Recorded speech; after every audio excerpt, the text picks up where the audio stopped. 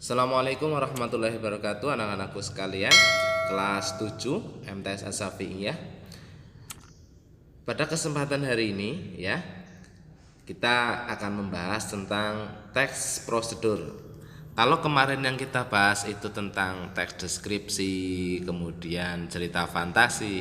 Nah, ini kita masuk pada pembahasan teks prosedur ya.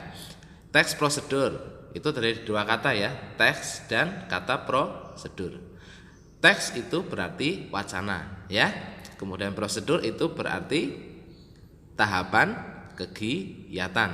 Tahapan kegiatan atau bisa diartikan juga tentang metode langkah demi langkah. Nah, itu yang dinamakan dengan prosedur.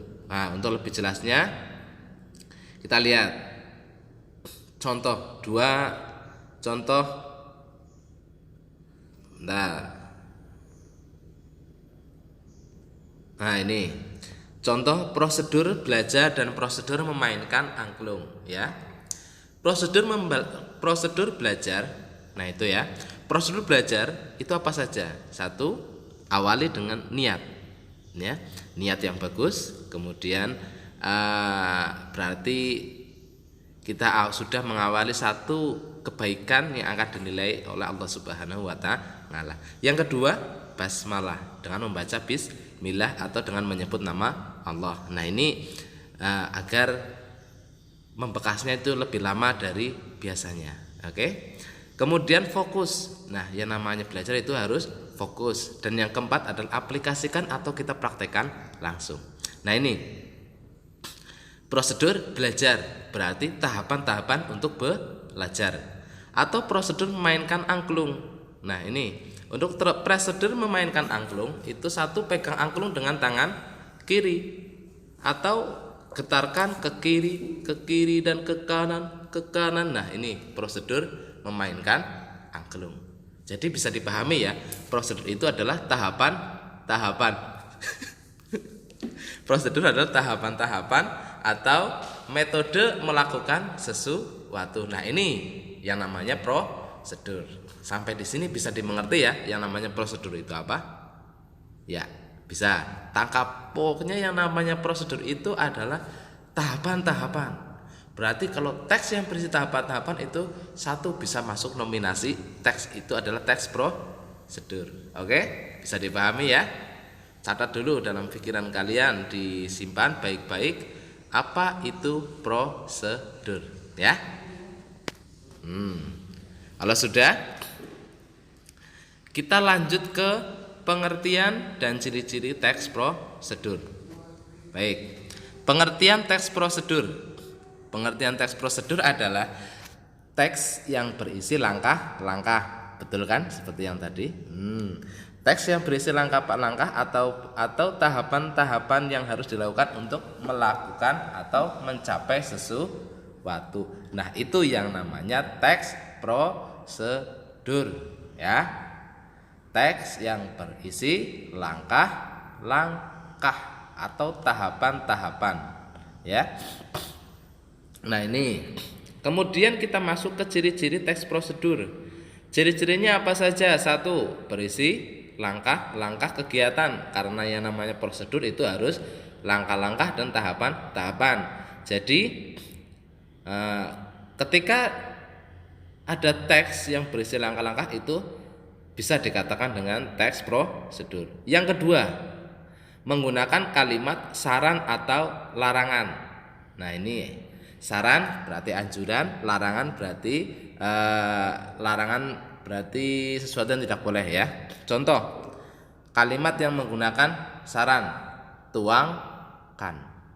Nah, kata tuangkan berarti kita menyarankan untuk seseorang menuangkan ya.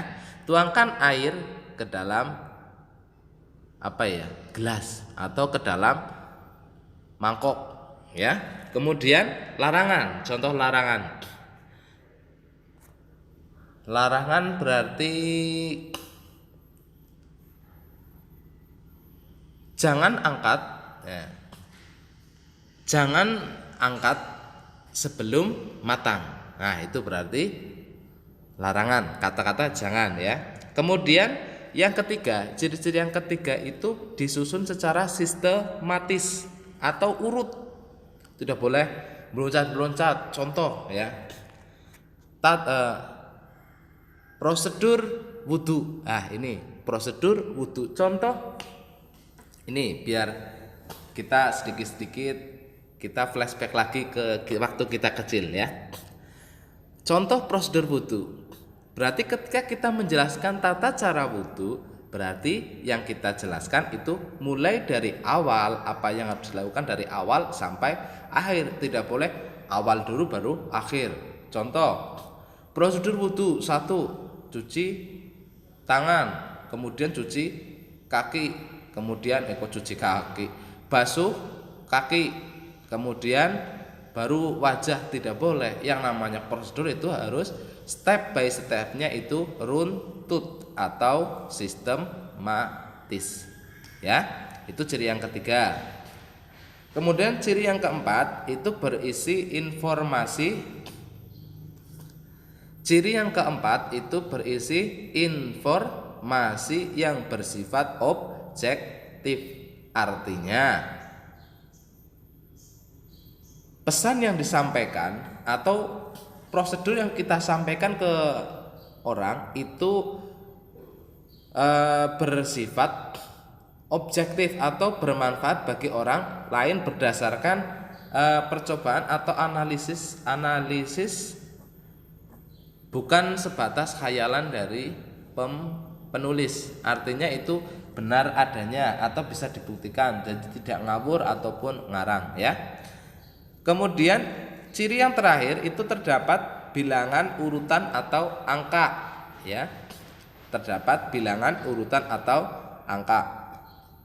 Artinya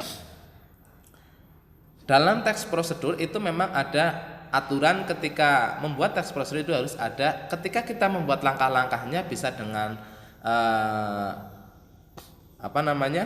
urutan angka atau huruf A, B, C, kemudian 1, 2, 3, langkah pertama apa, langkah kedua apa, kemudian dengan langkah A apa, B apa, C apa, itu ya. Bisa dimengerti ya.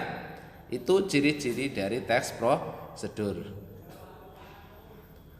Kemudian ini kita perhatikan prosedur memainkan angklung. Ini teks prosedur, cara memainkan angklung. Nah, sebelum kita masuk ke prosedurnya, itu di atas itu terdapat ini dulu ya, wacana dulu. Angklung merupakan warisan seni tradisional Indonesia sebagai warisan seni yang sangat berharga yang harus kita jaga. Berikut cara memainkannya. Itu ya. Jadi sebelum masuk ke tahapan ini bisa, kalau masakan bisa manfaat dari masakan tersebut, atau buah atau jus itu bisa berisi yang pertama itu manfaatnya apa saja, kemudian bahan-bahannya apa saja. 1, ini sebagai ciri dari teks prosedur tadi itu harus ada bilangannya ya. 1, pegang angklung dengan tangan kiri. Oke, kita sambil teliti ya. Tadi ciri teks prosedur itu 1 berisi tahapan-tahapan 1, 2, 3, 4. Ini tahapan-tahapan memainkan angklung, berarti bisa dikatakan sebagai prosedur ya. Kemudian menggunakan kata saran atau larangan ya. Pegang angklung dengan tangan kiri. Sarannya untuk memegang angklung dengan tangan kiri ya. Kemudian bagaimana kita tahu itu saran? Nah, itu kita garis bawahi kata pegang ya. Pegang berarti saran itu menganjurkan kepada orang lain untuk melakukan sesuatu. Ya, bisa dimengerti? Pegang. Kemudian prosedur yang kedua adalah pegang dengan genggaman tangan dan telapak tangan menghadap ke atas ataupun ke bawah. Ini yang ketiga, posisikan angklung yang dipegang tegak dan sejajar dengan tubuh. Yang keempat, pegang ujung tabung dasar angklung horizontal dengan tangan kanan dan getarkan ke kiri dan ke kanan. ya. Itu prosedur memainkan angklung. Ini itu cara menampilkan. Nah, ini selain jadi kita sebagai istilahnya ketika kita menyajikan sesuatu dalam bentuk wacana, itu pasti ada tata caranya. Nah, untuk tata cara tersebut yang bahas adalah bahasa Indonesia. Bagaimana kita mengemasnya agar pembaca itu lebih menarik dan sesuai dengan aturan-aturannya. Begitu ya. Bisa dimengerti untuk teks prosedur ya. Oke. Kalau sudah mengerti, sekian dari Bapak ya. Ini banyak kesalahan, mohon maaf yang sebesar-besarnya. Silahkan nanti jenengan anak-anakku sekalian coba buat teks prosedur. Ini jadi kalian buat prosedur membuat aneka minuman. Contoh itu yang mudah saja ya. Prosedur membuat minuman, bisa jus, bisa ataupun memasak boleh. Pokoknya kalian bebas membuat prosedur yang dengan tema makanan atau minuman. Begitu ya. Selamat mencoba. Dari Bapak banyak kesalahan. Bila ada pertanyaan nanti bisa disambung di grup. Sekian dan terima kasih. Wassalamualaikum warahmatullahi wabarakatuh.